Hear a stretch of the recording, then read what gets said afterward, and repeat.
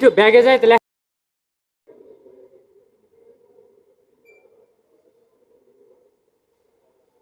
27 জুলাই 2026 সকাল আনুমানিক 09:15 হতে 10:30 ঘটিকা পর্যন্ত মাদকদ্রব্য ক্রয় বিক্রয়ের গোপন সংবাদের ভিত্তিতে রাজবাড়ী জেলার সদর থানাধীন রামকান্তপুর এলাকায় একটি অভিযান পরিচালনা করে।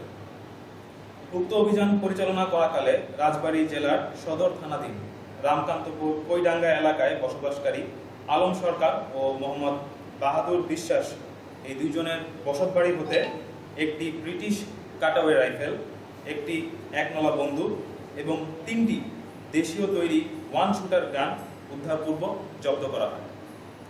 এই সময় র্যাব 10 CPC 3-এর আভিযানিক দলটি ঘটনাস্থল হতে 5 জন অস্ত্রধারীকে গ্রেফতার করতে সক্ষম হয়।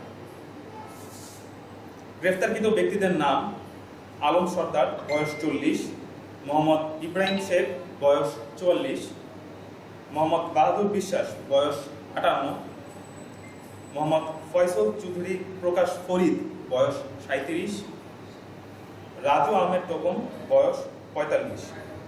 উল্লেখ্য, বিভিন্ন থানায় গ্রেফতারকৃত মোহাম্মদ ইব্রাহিম শেখের বিরুদ্ধে একটি অস্ত্র মামলা, মোহাম্মদ ফয়সাল চৌধুরী প্রকাশ ফরিদ এর বিরুদ্ধে একটি অস্ত্র ও একটি চাঁদাবাজি সহ মোট 2টি মামলা এবং রাজু আহমেদ টোকন এর বিরুদ্ধে একটি অপহরণ, চাঁদাবাজি, একটি ডাকাতির প্রস্তুতি ও একটি ডাকাতি সহ মোট 3টি মামলা রয়েছে।